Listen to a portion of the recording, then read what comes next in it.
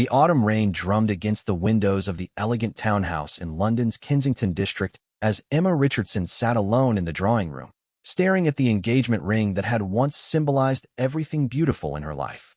The diamond caught the lamplight, casting tiny rainbows across the mahogany coffee table, but tonight even its brilliance couldn't chase away the shadows that had settled over her heart.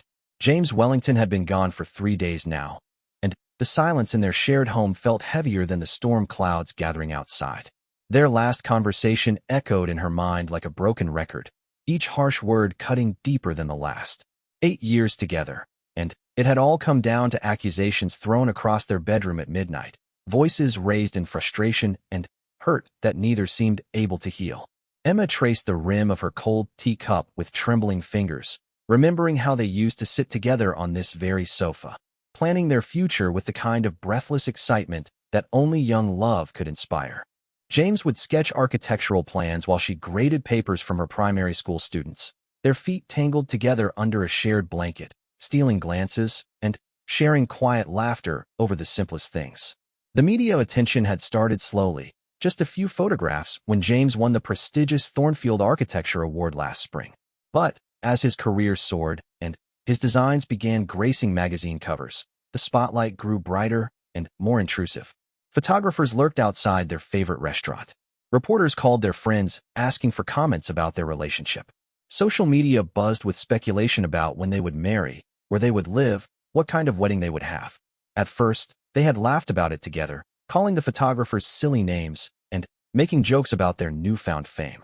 James would dramatically pose for the cameras while Emma giggled behind her hand, both of them treating the whole thing like an elaborate game. But the game stopped being fun when the headlines began dissecting every aspect of their lives, when strangers felt entitled to opinions about their choices, when privacy became a luxury they could no longer afford. The pressure had changed James in ways that broke Emma's heart to witness. The man who once sang off-key in the shower and left her silly love notes in her lunch bag became someone who checked his phone obsessively, worried about his public image, and snapped at her when she suggested they skip another charity gala to have a quiet night at home. The spontaneous weekend trips to the countryside disappeared, replaced by carefully orchestrated public appearances where they had to smile and pretend everything was perfect while cameras flashed around them. Emma pulled her cardigan tighter around her shoulders and walked to the window, watching the rain create rivers down the glass. She could see her reflection superimposed over the dark street, a ghostly version of herself that looked as lost as she felt. When had she become someone who was afraid to leave her own home without makeup, terrified that an unflattering photograph might spark another round of cruel comments online about James's choice in partners? The worst part was that she understood why James had pulled away. She had watched him struggle with the constant scrutiny, seen how every innovative design he created was overshadowed by questions about his personal life. His dream of changing the world through sustainable architecture was being buried under speculation about their relationship status. The foundation they had built together, based on quiet love and shared dreams, was cracking under the weight of public expectation. Their friends had started treating them differently too, some becoming overly careful about what they said, others clearly hoping to bask in their reflected fame. Sarah, her best friend since university, had actually asked if Emma could get James to design a house for her brother, as if their friendship had become a networking opportunity. Even Emma's parents, who had always been James's biggest supporters, now peppered their conversations with concerns about the situation and gentle suggestions that maybe Emma should consider what all this attention was doing to her mental health. The breaking point had come 3 nights ago, during what should have been a celebration. James's latest project, an innovative eco-friendly housing development, had just received approval from the city council after months of bureaucratic battles. Emma had planned a quiet dinner at home, complete with his favorite pasta dish and the bottle of wine they had been saving for a special occasion. She had even bought candles and flowers, hoping to recreate some of the intimacy they had lost. But James had arrived home 2 hours late, distracted and immediately glued to his phone, fielding calls from reporters and scheduling interviews. When Emma gently suggested he turn off the phone so they could celebrate together, he had exploded with a frustration that seemed to come from somewhere much deeper than her simple request. "You don't understand the pressure I'm under," he had said, his voice carrying a sharp edge she had never heard before. "This project could change everything, not just for my career, but for sustainable housing in general." I can't just turn it off because you want to play house. The words had hit Emma like a physical blow. Playing house. As if their 8 years together, their shared dreams, their carefully built life, was nothing more than a child's game to him. She had stared at him across their kitchen, this man she loved more than her own life, and realized that somewhere along the way, she had become an obligation rather than a partner. I've never asked you to turn anything off, she had replied quietly, her voice steady despite the tears threatening to spill over. I just asked for one evening. One meal together without the rest of the world invited to the table. But James was already walking away, his phone buzzing with another call, another interview request, another opportunity that was apparently more important than the woman who had supported his dreams since before anyone knew his name. Emma had stood alone in their kitchen, surrounded by the romantic dinner she had prepared, and felt something fundamental shift inside her chest. Now, 3 days later, she was beginning to understand that love alone wasn't enough to bridge the gap that had opened between them. The man who used to notice when she changed her hair or wore a new dress hadn't even realized she had been crying. The partner who once insisted they face every problem together was now handling his stress by shutting her out completely. Emma's phone buzzed on the coffee table, and her heart leaped, hoping it might be James reaching out, ready to talk, ready to find a way through this mess together. Instead, it was a text from her sister. Saw the photos from the gala last week. You both looked miserable. Are you okay? Even their unhappiness was becoming public entertainment. Emma turned off the phone and returned to the window, watching the rain wash the streets clean while her own life felt increasingly muddy and unclear. She loved James with every fiber of her being, but she was beginning to realize that love might not be enough to save them from the forces that were pulling them apart. The sound of a key in the front door made her heart stop. James was home. James Wellington stepped through the front door of their townhouse, his shoulders sagging under the weight of exhaustion and regret. The familiar scent of Emma's lavender perfume still lingered in the hallway, mixed with the aroma of the dinner she must have made hours ago. He could see the warm glow of lamplight coming from the drawing room, and he knew she was waiting for him, probably sitting in her favorite spot on the sofa where she always curled up when she was upset. The past 3 days at his best friend Marcus's flat had given him time to think, but the space hadn't provided the clarity he had hoped for. Instead, it had only amplified the echo of Emma's hurt expression when he had walked out after their fight. Every morning, he woke up expecting to see her sleeping peacefully beside him. Every evening, he caught himself buying her favorite tea at the corner shop before remembering they weren't speaking. Marcus had tried to be supportive, but his advice had been frustratingly simple. Just go home and apologize, mate. You love her. She loves you. Everything else is just noise. But Marcus didn't understand the crushing pressure that came with James's newfound fame. He didn't know what it felt like to have every decision scrutinized, every project analyzed not just for its architectural merit, but for what it might reveal about his personal life. The Thornfield Award should have been the culmination of everything James had worked toward since graduating from university. For years, he had dreamed of creating buildings that could help solve the housing crisis while protecting the environment. His designs focused on sustainable materials, innovative energy systems, and affordable construction methods that could be replicated in communities around the world. Architecture wasn't just his career, it was his calling, his way of making a meaningful difference. But the award had come with a spotlight that felt more like a searchlight, illuminating every corner of his existence. Suddenly, architectural journals wanted to know about his inspiration, which inevitably led to questions about Emma and how their relationship influenced his work. Society magazines wanted couple photographs for their lifestyle sections. Television programs invited him for interviews that somehow always steered toward his personal life rather than his professional achievements. James had tried to keep Emma separate from all of it, knowing how much she valued her privacy and her quiet life as a primary school teacher. But the media had found her anyway, showing up at her school with cameras, asking her young students' parents for comments about their famous teacher's boyfriend. Emma had come home that first time looking shaken and pale, and James had felt a rage unlike anything he had ever experienced. The irony was bitter and complete. His success, which should have been their triumph to share, was destroying the very relationship that had given him the stability and support to achieve it.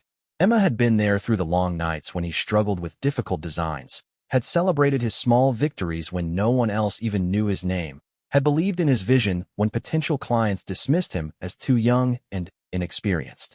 She had also been the one to suggest the sustainable focus that had become his signature. During their second year together, she had shown him an article about climate change's impact on housing in developing countries. And her genuine concern for people she would never meet had sparked the passion project that eventually became his award-winning portfolio. Every innovative solution in his designs could be traced back to conversations they had shared over breakfast or during their weekend walks through London's parks. But the pressure was relentless.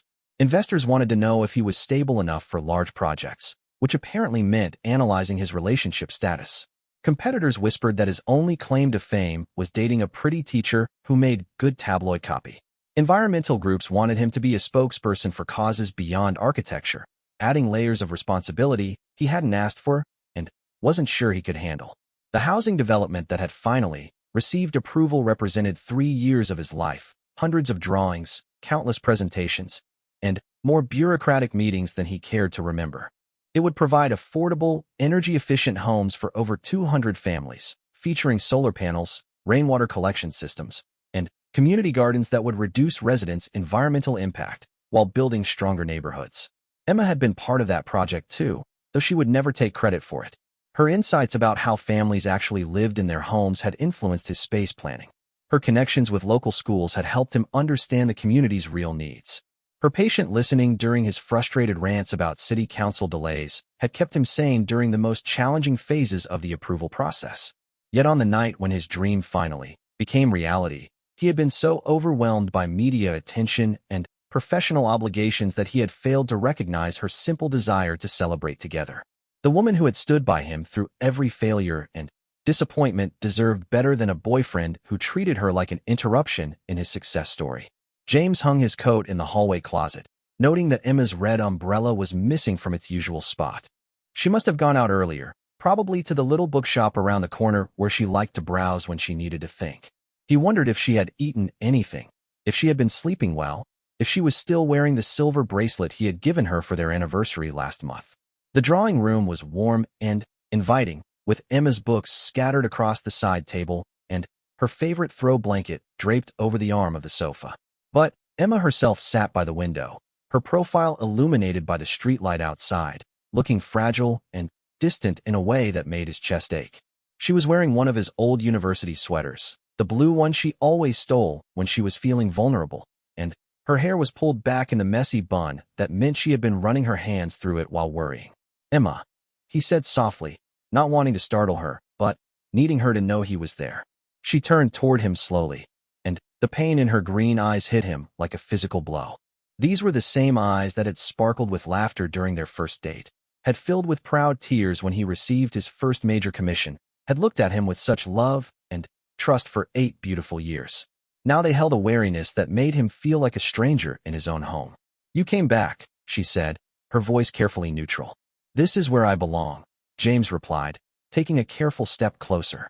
"With you." "I'm sorry, Emma. I'm so incredibly sorry for what I said, for how I've been treating you, for all of it." Emma looked down at her hands, where she was twisting her engagement ring around her finger in the nervous habit she had developed lately. "Are you sorry about what you said, or are you sorry that I heard you say it?" The question cut straight to the heart of everything, and James realized that a simple apology wasn't going to be enough to heal the damage he had caused. Emma wasn't just hurt by his words. She was questioning whether those words had revealed something true about how he really saw their relationship. "I was wrong," he said, moving closer until he could see the tears she was trying not to shed. "What I said was cruel and unfair, and it's not how I feel about our life together. You're not playing house, Emma. You are my home. You've been my partner and my best friend and my inspiration for 8 years, and I've been an absolute fool to let anything make me forget that." "But you did forget," Emma whispered, finally, looking up at him. "And if you could forget once, how do I know you won't forget again the next time something important happens in your career? How do I know that I'm not just the person you come home to when the exciting parts of your life are over?" James felt his heart breaking as he recognized the deep hurt he had caused. This wasn't just about one fight or one thoughtless comment. This was about months of neglect, of taking her support for granted, of gradually treating her like a background character in his own success story. "Because I love you," he said desperately. "Because none of it means anything without you." "Love isn't enough anymore, James," Emma replied, her voice breaking on his name. "Love doesn't protect us from photographers outside our door. Love doesn't stop strangers from commenting on my appearance online. Love doesn't make you remember to turn off your phone during dinner or ask about my day or notice when I'm falling apart right in front of you. The truth of her words settled over the room like a heavy blanket. James wanted to argue, to promise that he could fix everything, to somehow convince her that their love could overcome any obstacle. But, looking at the exhaustion in her face, he realized that Emma had been fighting this battle alone while he had been too distracted to even notice the war. "What do we do?" he asked quietly, the question hanging between them like a bridge neither was sure they should cross.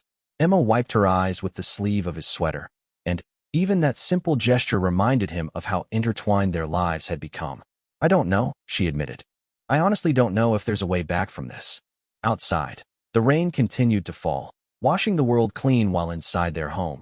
Two people who had once believed they could overcome anything sat in the wreckage of their beautiful love story, trying to figure out if some things were too broken to be repaired. The morning after James returned home, Emma woke up alone in their bed, sunlight streaming through the curtains she had forgotten to close the night before. The space beside her was cold, but rumpled, evidence that James had slept there but left early, probably to avoid the awkward morning after their difficult conversation. She could hear the coffee machine running downstairs, the familiar sound that used to signal the start of another day in their shared life. But nothing felt familiar anymore. Even the bedroom they had decorated together over the years seemed different now, as if the tension between them had rearranged the very molecules of the air. The framed photograph on her nightstand, taken during their trip to the Scottish Highlands 3 summers ago, showed them laughing together on a windswept cliff, arms wrapped around each other against the coastal breeze. Emma picked up the frame and studied their younger selves, trying to remember what it felt like to be that carefree, that certain of their future together. Downstairs, she found James sitting at their kitchen table with his laptop open, already deep into his work emails despite the early hour. He looked up when she entered, his eyes cautious and hopeful, and she felt her heart twist at how careful they had become with each other. "I made coffee," he said, gesturing toward the pot. "And I picked up those blueberry muffins you like from the bakery around the corner." It was a peace offering, she realized, this attention to small details he had been overlooking for months. But even his thoughtfulness felt different now, loaded with significance rather than flowing from natural affection. When had simple gestures become negotiations in their relationship? "Thank you," Emma said, accepting the coffee cup he offered. Their fingers brushed during the exchange, and she noticed how they both pulled back slightly, as if even casual contact had become complicated. They sat across from each other at the table where they had shared thousands of meals, planned vacations, discussed their dreams, and built the foundation of their life together. But today the familiar space felt like a formal meeting room, with invisible barriers between them that neither seemed to know how to cross. "Emma," James began, closing his laptop and giving her his full attention in a way that felt both wonderful and heartbreaking. "I've been thinking all night about what you said, about love not being enough anymore. I think you're right, and I think that's my fault." Emma wrapped her hands around her coffee cup, using its warmth to steady herself for whatever was coming next. "James, we can't solve 8 months of problems in one conversation." "I know," he said quickly, "but I need you to know that I understand what I've done wrong. I let the success go to my head, but more than that, I let it change my priorities. I started treating our relationship like it was guaranteed instead of something precious that needed to be protected." Emma studied his face, seeing the sincerity there, but also recognizing the familiar pattern. James was a problem solver by nature, an architect who believed every challenge had a solution if you just approached it from the right angle. But their relationship wasn't a building project that could be fixed with better planning and more attention to detail. "It's not just about priorities," she said gently. "It's about the world we're living in now. The photographers, the constant scrutiny, the way strangers think they own pieces of our private life. I don't know how to be myself in that environment, and I don't think you do either." James ran his hands through his hair, a gesture she recognized from their university days when he was struggling with a particularly difficult design problem. "What if we could find a way to manage it better? I could hire a publicist who could help us set boundaries, control the narrative somehow." "Control the narrative," Emma repeated, the phrase sitting strange and bitter on her tongue. "Do you hear how that sounds? We're talking about our love like it's a brand that needs managing." The truth of her words settled over them both. James's suggestion, meant to be helpful, had only highlighted how far they had drifted from the simple, authentic connection that had brought them together in the first place. They were trying to solve a human problem with professional solutions, and it wasn't working. I got offered a position, Emma said suddenly, the words tumbling out before she could stop them. Teaching at an international school in Edinburgh. It would be a fresh start, away from all of this. James's coffee cup stopped halfway to his lips, his entire body going still. You're thinking about leaving London? I'm thinking about a lot of things, Emma admitted. The position includes housing, and it's working with children from all over the world who need extra support with English. It's exactly the kind of challenge I've been looking for professionally. What she didn't say, but what hung unspoken between them, was that it would also be an escape from the fishbowl their life in London had become. In Edinburgh, she could walk down the street without wondering if someone was taking her photograph. She could have coffee with friends without them asking about James's latest project or whether the media attention was affecting their relationship. When would you start? James asked, his voice carefully controlled. They need an answer by the end of the week. The position would begin after the holidays. 6 weeks away. Emma watched James calculate the timeline, saw the moment when he realized that her decision would determine not just her career path, but the future of their relationship. If she took the job, they would be facing a choice between a long-distance relationship or an ending. Is this what you want? He asked quietly. Or is this you running away from us? It was a fair question, and Emma appreciated that he had asked it directly. I don't know, she answered honestly. Maybe it's both. Maybe sometimes running away is what you do when staying means losing yourself completely. They sat in silence for a long moment, both of them understanding that they had reached a crossroads that would define everything that came after. Emma thought about the woman she had been when they first met, confident and independent, passionate about her work and clear about her values. Somewhere along the way, she had become someone who second-guessed her appearance before leaving the house, who felt anxious about being photographed, who had started to see herself only in relation to James's success. I miss who I used to be, she said softly. I miss who we used to be together. James nodded slowly, and she could see that he was struggling with his own recognition of how much had changed. The man who had once been content to spend entire weekends exploring London's neighborhoods with her, discovering tiny museums and hidden gardens, now measured every public appearance in terms of its potential impact on his career. Maybe, James said carefully, we both need some time to figure out who we are now, separately and together. Emma felt her heart break a little more at his words, even though she knew he was right. The James she had fallen in love with 8 years ago had been ambitious, but not driven by external validation. He had cared about his work because it mattered to him, not because it impressed other people. She wanted to believe that man was still there, underneath all the pressure and expectations, but she was no longer sure how to reach him. So what does that mean? She asked. I don't know, James admitted. But I know I can't ask you to put your life on hold while I figure out how to balance everything. And I can't promise that things will go back to the way they were, because I'm not sure that's even possible anymore. Emma appreciated his honesty, even as it cut through the last of her hopes for a simple resolution.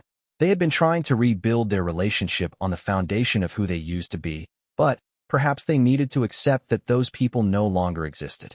The question was whether the people they were becoming could find a way to love each other in this new reality.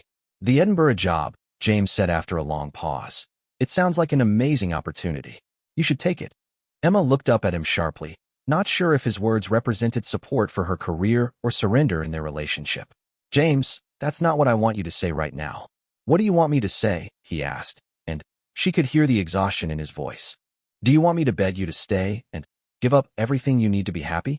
Do you want me to pretend that I can magically fix all the problems that made you consider leaving in the first place? I want you to fight for us, Emma said, tears finally spilling over. I want you to tell me that what we have is worth finding a different way forward. I am fighting for us, James replied, reaching across the table to take her hand. That's why I'm telling you to take the job. Because keeping you here when you need to leave isn't love, Emma. It's selfishness. Emma felt the weight of his words settle around her heart. In trying to save their relationship, James was letting her go. In loving her enough to support her dreams, he was accepting that those dreams might lead away from him. It was the most mature and heartbreaking thing he could have done, and it made her love him even more while breaking her heart completely.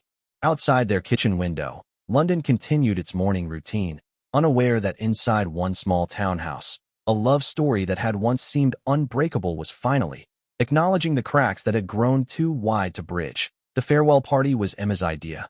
though she wasn't sure afterward why she had suggested it. Perhaps it was her way of taking control of an ending that had felt inevitable for weeks. Or maybe it was her desire to celebrate what they had built together before letting it go. Either way, their closest friends gathered in the townhouse on a crisp December evening, officially to celebrate Emma's new position in Edinburgh. But everyone understood they were really saying goodbye to James and Emma as a couple. Sarah arrived early, as Emma had known she would, armed with wine and the kind of fierce loyalty that had defined their friendship since university. She found Emma in the kitchen, arranging cheese and crackers with the meticulous attention to detail that meant she was trying very hard not to think about what was actually happening. "You don't have to pretend this is just a career celebration," Sarah said gently, pulling Emma into the kind of hug that acknowledged heartbreak without requiring explanations. "I know," Emma replied, her voice steady. "But it is a career celebration too. This job is exactly what I've been hoping for, and I'm excited about it. I really am." It was true, Emma realized as she said it. Despite the circumstances that had led to her decision, the position in Edinburgh represented everything she had worked toward professionally. She would be developing programs for refugee children, helping them not just learn English, but navigate their new country and culture. It was meaningful work that would challenge her in ways her current position never could. James appeared in the kitchen doorway, dressed in the navy sweater Emma had bought him for his birthday, looking handsome and sad in a way that made her chest ache. They had been so careful with each other these past few weeks, polite and considerate in a way that felt both mature and devastating. They were ending their relationship with the same thoughtfulness they had brought to building it, which somehow made it harder rather than easier. "Marcus is here," James told them, "and David brought his guitar in case we want music later." Emma smiled at this detail. David, James's colleague and friend, had provided the soundtrack to many of their gatherings over the years, playing everything from Beatles covers to original compositions that captured the mood of the evening. Tonight would be different, but some traditions were worth maintaining. The party filled their home with familiar laughter and conversation, friends who had witnessed the evolution of James and Emma's relationship from its early days through its current bittersweet ending. These were the people who had celebrated their milestones, offered support during difficult times, and created the community that had made London feel like home. Emma found herself moving through the evening as if watching from outside her own life. She accepted congratulations on her new job, discussed the details of her move, and answered questions about Edinburgh with genuine enthusiasm. But underneath it all, she was acutely aware of James across the room, charming their guests with the easy charisma that had first attracted her 8 years ago. They had become expert at performing normalcy, she realized. Anyone watching them tonight would see a couple celebrating the next chapter in their lives, not two people whose love story was ending. They moved around each other with practiced grace, refilling drinks and sharing hosting duties like the team they had always been, even as they both understood this would be the last time. "You two are handling this with incredible dignity," said Claire, one of Emma's colleagues, joining her by the fireplace where she had been watching James tell a story that had their friends laughing. "I'm not sure I could be so mature about ending an engagement."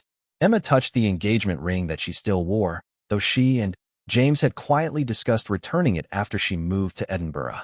"We're trying to remember that loving someone sometimes means letting them go," she said, surprised by how calm her voice sounded. "But you still love each other," Claire observed. "Anyone can see that." "Yes," Emma agreed simply. "We do." This was perhaps the most painful part of their situation. If they had fallen out of love, if they had betrayed each other or grown into incompatible people, the ending would have been cleaner. Instead, they were two people who still cared deeply for each other, but could no longer figure out how to build a life together in the circumstances they found themselves in. Later in the evening, as the party began to wind down, David strummed his guitar and asked for requests. Someone suggested "The Way You Look Tonight," which had been James and Emma's unofficial song since their third date, when he had sung it terribly off-key while dancing with her in her tiny student flat kitchen. Emma felt panic rise in her throat at the suggestion, but James caught her eye across the room and shook his head slightly at David. "How about something more upbeat?" he suggested instead, and Emma felt a rush of gratitude for his thoughtfulness. As their friends began to leave, each departure became its own small goodbye. These people would see Emma again when she visited London, and they would remain James's friends and colleagues. But the dynamic of their social circle was changing forever. Couples who had been their contemporaries would continue building their lives together while Emma and James charted separate paths. Sarah was the last to leave, lingering in the hallway with Emma while James said goodbye to Marcus on the front step. "Are you absolutely sure about this?" she asked quietly. "Because if you're having second thoughts, it's not too late to change your mind." Emma looked around the home she was leaving, noting details she had stopped seeing through familiarity. The bookshelf James had built to accommodate her ever-growing collection, the framed photographs documenting 8 years of shared adventures, the small repairs and improvements that had made this house into their sanctuary. "I'm sure about the job," Emma said carefully. "I'm sure about needing to rebuild my sense of myself. I'm just not sure about anything else." "And James? Is he sure?" Emma glanced toward the front door where she could hear James and Marcus talking in low voices, probably having their own version of this conversation. "I think he's as lost as I am," she admitted. "But we both know that being lost together isn't helping either of us find our way." After their friends left, James and Emma cleaned up together with the efficiency born of years of shared domestic routines. They moved around each other in the kitchen like dancers who had rehearsed their steps countless times, and Emma tried to memorize the feeling of this easy partnership that had been one of the best parts of their relationship. "That went well," James said as they finished loading the dishwasher. "Everyone seemed to have a good time." "They did," Emma agreed. "Thank you for suggesting David play something else when Claire asked for our song. That was thoughtful." "Some things are too precious to share with an audience," James replied, and Emma understood he wasn't just talking about the song. They stood in their kitchen, surrounded by the remnants of their last party as a couple, and Emma felt the weight of everything they weren't saying. There were declarations of love that wouldn't change their circumstances, promises about staying in touch that might or might not prove realistic, and expressions of regret that would only make their goodbye more painful. "I'm going to miss this," Emma said finally, gesturing around the kitchen, but meaning so much more.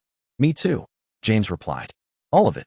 Emma reached out and took his hand, feeling how familiar and dear it was, how perfectly their fingers fit together after 8 years of holding hands through everything life had offered them. "We were good together," she said. "For a long time, we were really good together." "We were," James agreed, squeezing her fingers gently. "And maybe that's enough.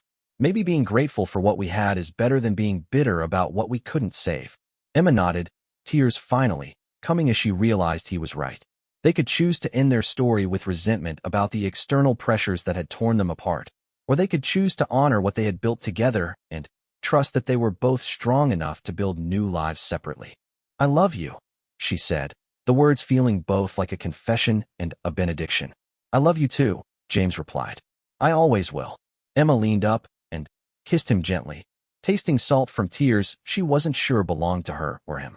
It was a goodbye kiss, soft and sweet, and full of 8 years of shared history. When they pulled apart, they both understood that their romantic story was ending, but their love for each other would continue in a different form. 3 days later, James helped Emma carry her suitcases to the car that would take her to the train station. Her books and important belongings had been shipped ahead, but she was traveling light, carrying only what she needed for this next chapter. The December morning was crisp and bright, promising new possibilities and fresh starts. "Take care of yourself," James said as they stood beside the car. "And call me when you get settled so I know you arrived safely." "You take care of yourself too," Emma replied, straightening his scarf in a gesture that was pure habit. "And James, don't let them change who you are. The world needs the architect who cares more about helping people than impressing them." James smiled at this, the first genuine smile she had seen from him in weeks. "The world needs teachers who help lost children find their way too," he said. "You're going to be amazing in Edinburgh." Emma got into the car and rolled down the window as the driver started the engine. James stepped back but stayed on the sidewalk, watching as the car pulled away from the curb. Emma looked back through the rear window and saw him standing in front of their townhouse, hands in his pockets, watching her leave. 6 months later, Emma would receive a letter from James with photographs of his latest project, affordable housing for refugee families, designed with input from children like the ones she taught in Edinburgh. The accompanying note would be brief and professional, but she would recognize the influence of their conversations in every thoughtful detail of his design. A year later, James would read an interview with Emma in an education magazine, where she discussed her innovative programs for helping displaced children adapt to their new homes. He would recognize her passion and intelligence in every quote, and he would be proud of the work she was doing even as he missed her terribly. They had loved each other enough to let each other go, and in doing so, they had given each other the gift of becoming who they were meant to be, separately and whole. It was not the ending either of them had planned, but it was an ending they could live with, built on love rather than bitterness, on hope rather than regret. Sometimes, the most beautiful love stories are the ones that teach us when to hold on and when to let go.